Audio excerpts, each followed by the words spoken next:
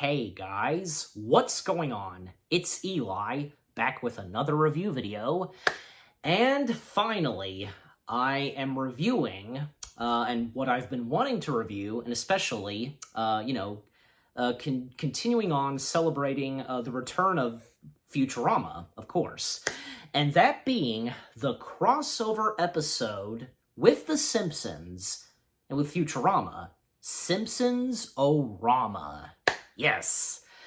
Man, I remember when this was announced, like, this and the Simpsons guy crossover episode, another crossover with The Simpsons with Family Guy. Not to mention, they were coming out almost at the exact same time, like, I think, like, maybe just a few weeks apart, of them being released. I remember getting the catalogs for, like advertising the Family Guy / Simpsons crossover episode. And in the catalogs, it mentioned the crossover with The Simpsons and Futurama. Like, it came out a couple weeks after the Family Guy and Simpsons crossover episode, and it was exciting that around the same time we were getting two crossover episodes one on Family Guy where they crossovered with The Simpsons, and on The Simpsons themselves they crossed over with Futurama. So it was really exciting. Not to mention that a couple of times, like on Family Guy and The Simpsons, like, there were some cameos of, The Simpsons on Family Guy and Futurama on The Simpsons. Not to mention Bender, one time interacting with Homer and Bart, if anybody remembers that episode. Even like on Futurama itself, like, a little bit of The Simpsons where there was a Bart plush, and Nancy Cartwright, voicing the Bart plush, and Bart saying, "Eat my shorts," and Bender's like, "Okay," and he eats the shorts. So, with the cameos and stuff like that in those shows, like, because no doubt about it that for years, people have been wanting to see these characters, like, cross paths, and interact with each other. Well, and especially, that goes for Simpsons and Family Guy. Like, obviously, so many fan arts, and, golly, even Mad Magazine did something like that. If anybody knows and remembers that, like, there was a Mad Magazine cover where the Family Guy characters, the Griffins, they were transformed into The Simpsons. So if anybody knows what I'm talking about, so there's that. Golly, not to mention, even like Futurama kind of had a little bit of cameos in Family Guy. I remember that Bender had one cameo in one episode, so that's about all I can remember. But finally, when it came to the two crossover episodes with Family Guy and The Simpsons, and Futurama and The Simpsons, they were not bad, but I don't think they were that successful. Like, oh my gosh, this is amazing! Like, this is the best. No, nothing like that. They were okay. They came and went. Basically, that's about it. But, I gotta say, because, for me, I enjoyed them. But yeah, but of course, we're talking about, and I'm reviewing, the Simpsons / Futurama crossover episode, Simpsons-O-Rama. Definitely I'll plan on, reviewing the one with Family Guy and The Simpsons later on. So, anyways, the story / description of the crossover episode. The Simpsons meet the Planet Express crew who have come to Springfield in the present to stop them from destroying the future. So the way this episode starts off, well, it's obvious, with, they do the Futurama intro and with, the logo showing, but, instead, it's the name of the title of the episode, Simpsons-O-Rama, And as always with The Simpsons, the couch gag, and, the first Futurama character that we see is the one robot, the Hedonism bot. I don't think I'm saying the name right. If you know who I'm talking about. Like, him saying, "Ooh, wiggle in, get comfortable." And, Homer's like, "Hey, a couch is a couch." Pretty funny. And basically, Springfield is about to bury a time capsule, and those at school putting in what to put in the time capsule, like Millhouse, he put in his lucky rabbit's foot, and the bully, Nelson, yeah, ha ha. He puts in a picture of his dad who robbed a gas station. He's still at large, according to Nelson. And also, the time capsule, I think, yeah, kind of, hits Millhouse's nose. And basically that was captured on tape, and that was put in the time capsule. And also, Bart, what would Bart put in the time capsule? And basically, he puts in a sandwich. But not only that, he sneezes in the sandwich, and, it's put in the time capsule. They dig up the ground, and they put the time capsule in. Some ooze kind of rises up, and everybody's looking at Mr. Burns. And what? That could be anyone's ooze. But no, clearly it's ooze from Mr. Burns. We all know, because what Mr. Burns runs in Homer's job. So, and even at one point it's raining. Lisa playing her saxophone, but everybody leaves because it's raining. And at the Simpsons house, well, at one point, because it's thunder and lightning, at one point, someone falls from the sky. And even when you hear the screaming, you know who it is that fell from the sky. And later that night, who fell from the sky, goes into the back of the house and enters into the basement, and Homer and Bart, they go and investigate. And of course, knowing Homer and how he treats his children, especially Bart, he hangs Bart from a rope to, tied to his feet, and tasty boy. But of course, who entered their house, he spots, beer, and Homer's like, "Don't drink my loved ones," and whom but Bender, of course, and of course, the first words he says is his catchphrase, "Bite my shiny metal ass." Good old Bender. And then at one point, because Bart said, "You gonna hit him or kiss him?" And Homer hitting him, spinning, and Bender joins in. And, Bender telling them that, "My name is Bender, and I come from the future."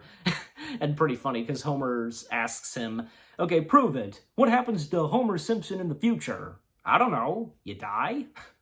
But pretty much. And, Homer said that he was going to take him to, their, leaders or something like that, but he takes him to Moe's Tavern. And, you really wonder, because why did Bender come to the past, the present? And with him hanging out with Homer, and, well, Homer and Bender, they immediately click, and, having a good time at Moe's Tavern. Even at one point, Bender hooked up with, the record player, and they go bowling at one point. Bender, knowing Bender, he cheats at bowling, and it's pretty funny, because even Lisa and Bart think that, to them, they look similar, Homer and Bender. And in a way, they kind of do. I don't know. What? The shape of their heads? Well, and thus, Bart demonstrates that, the guy who designed Bender just took a simple drawing of Dad and stuck an antenna. So, there's that. And then Lisa takes Bender to the professor, and basically to figure out why Bender has come to present time, and what's his doing, and when he's reprogrammed, why he's here in present time. Well, that's because he came here to kill Homer Simpson. But why would he want to kill Homer Simpson? What's the purpose? Well, we find out. I mean, Bender, he doesn't have the grip, the gut to kill Homer after, because they've done so much. And then, like, a communication comes from Bender's butt, and we see the rest of the Futurama characters, from Leela, Fry, Professor Farnsworth, and, quick cameos, of Professor Farnsworth, Amy, and the janitor guy, and Hermes, yeah. And, the thing is, like, a couple of the Futurama characters don't have that many lines. The only, like, Futurama characters that have a lot of lines in this episode are, well, Bender, Leela, and Professor Farnsworth. So, there's that.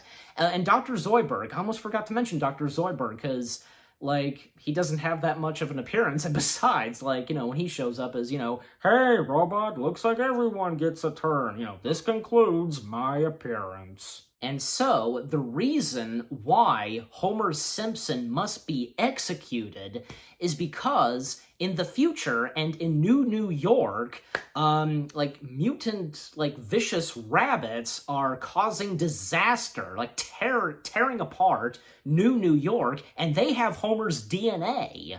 But, that's all that we know so far, and there's got to be more explanation as to how this happened. So, Leela and Fry and Professor Farnsworth, they, travel to the past. Basically, for Bender, he's the portal. He was sent to present time, and he's the portal for, the rest of the Planet Express crew, for them traveling into the past. And Leela, she's the one that, tries to kill Homer, but Bender, stops Leela. Pretty funny, because, when the bullet goes off, it hits Bender and hits his, I think, language circuit, pretty funny. And this was really cool, because, both professors of, Futurama and The Simpsons team up, and not to mention, because they wear the same kind of glasses. It's obvious. So they team up and try to figure this out, and to, also figure out if it's really Homer that they have to kill. Whoever it is that's responsible for the mutant vicious rabbits, terrorizing and tearing apart New York, in the future. And basically, at one point, Homer takes Bender, Leela, and Fry out on the streets, and, they're in disguise. Only Leela and Bender are. Why does Bender have to be in disguise? He was already, exposed and shown in public, even when, he was at Moe's Tavern and at bowling. He doesn't need to wear a disguise. But, oh well, it's one of those things, And Leela, it's obvious, she wears glasses, funny glasses. And Fry, well, he's just a normal guy, and he blends in. And it's pretty funny, because at one point, Krusty and his two sidekicks, they spot them, and he's like, "Get a load of those freaks." Aren't they technically freaks as well out in the streets? It's obvious, it's the joke. So, and at one point, they pass by a pizza place, and who better to be at the pizza place but Seymour, Fry's dog? And it's they just had to just rip our hearts. It's true. That one episode in Futurama, Jurassic Park, just gut-wrenching, as some of you guys would know. Anyways, it's also pretty funny, when they arrive back at the house, along with Leela and Fry, Leela, coming face to face with Marge, and, they're talking in their heads, Marge is saying, "Don't mention her eye, don't mention her eye," and for Leela, "Don't mention her hair." It's pretty funny, and it gets awkward for them. And so a little bit later, both professors, and of course, you have Professor Farnsworth saying his famous quote, "Good news, everyone." Basically, it's not Homer that they have to kill. At first, it's Marge, but then it changes to Bart, Bart is the main reason why there are these vicious, like, mutant rabbits, attacking New York. They have his DNA. Well, what happened was, and as we saw at the beginning of the episode, Bart, he had a sandwich, he sneezed in it, and Milhouse, he had a lucky rabbit's foot. They put it in the time capsule. The ooze arised, and that's what caused the snot, the DNA from Bart in the sandwich, and the lucky rabbit's foot to, get together, and, thus, those rabbits were born. But at one point, the rabbits, they start to mutate again, like, they mutate into, like, I want to say, like, little Bart gremlins, like, that, as of now, that's kind of, like, what I'm thinking of, like, why not? It kind of makes sense, but, so the rabbits, they mutate to, like, little, like, gremlin Barts, and they still terrorize and destroy New York. And at one point, the janitor of Plant Express, Scruffy, yeah, I almost forgot his name. At one point, Scruffy kills himself, literally blasting his head off, and that's the end of Scruffy, apparently. But no, not really, because we all know that, he's alive, and, with, like, the return of Futurama. You get my point. So, they figure out what to do, but at one point, one of the gremlin-like vicious Barts, messes with the portal, and it sends all of the characters, from Farnsworth, Fry, Leela, and The Simpsons, except for Maggie, traveling to the future. And it's only Bender and Maggie that are, in present time, and they at one point go to a horse race, and Bender and Maggie placing their bets on a horse, and it's pretty funny. Even at one point, Bender obliterates and zaps one of the horses. Even the two police officers, like, one of them points out what's going on, and, like, the other policeman, the chubby one, he's just, like, he's taking a day off and he's enjoying the horse race. It's pretty funny. So, like, the Simpsons and the Plant Express crew trying to figure out what to do and how to dispose the gremlin-like Barts. And even, like, at one point, we get the appearance of the Hypnotoad, and, Bart and Homer, they watch the Hypnotoad. Also, another funny moment from Homer, like, because we all know Homer sometimes strangling Bart. Why, you little... He does the same with the gremlin Barts, and he's getting tired of it at one point, just, why you little, and, just killing them by strangling them. It's pretty funny. So they figure out a plan to get rid of them, like, basically, like, telling them, like, like, go, like, there's something waiting for you at a planet, or, however they say it, and, they gather them all up, in, like, giant container, however it's called, and they dispose them, they toss them out into space, and, Earth is safe, and, New York, Planet Express, everything's all right, and, they start rebuilding and fixing up New York, and thus, it was Fry. He sent the Simpsons back to their present time, and for Bender, well, because, he was the portal, and seriously, like, there was no other way, like, Planet Express could bring Bender back, like, they could have, like, come on, just like, oh well. But for Bender, he does it the old-fashioned way. He sets his clock to 1,000 years into the future, 100 years, and, going to sleep. And, Homer's saying, you'll always have a special place in our home. He puts him down in the basement. But a very nice and sweet, thing that Homer does, he gives Bender a can of Duff beer, like, pouring it, on top of his antenna, and Bender saying, Thanks, pal. Yeah, that was a nice moment. And, well, because, both Bender and Homer, because they clicked and, they became pals. So, like, they share a little bit in common, so... and it's pretty funny, like, the last scene, what happened to the gremlin-like Barts. Well, they landed on the planet where, Lur lives, those aliens.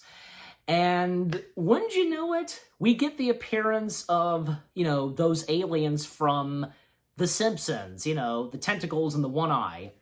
I think it's obvious that we'd had to get an appearance of them, and for them to interact with the aliens that are on Futurama, it's pretty funny. And Lur's wife at one point getting upset, and, Lur telling them, like, I think, one of you who's the female should go consult her. And they both go to consult her, and the look on Lur's face, like, it's, yeah, that explains it.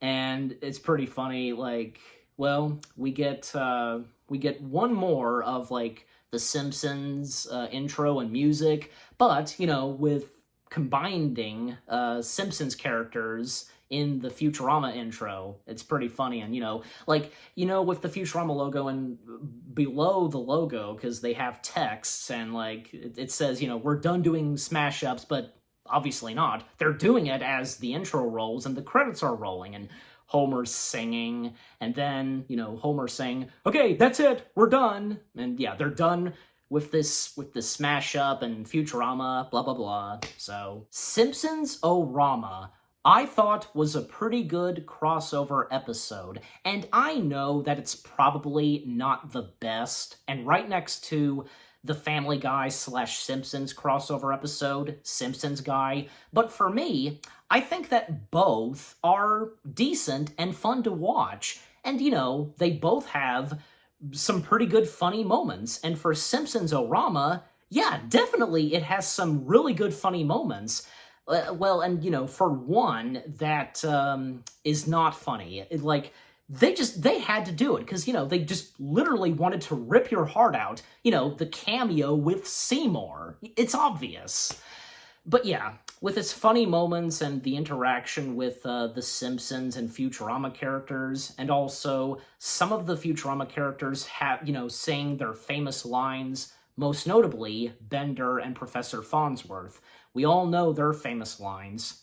Overall, this episode, like, this crossover episode, I should say, like, with The Simpsons and the Futurama characters, I think is really good.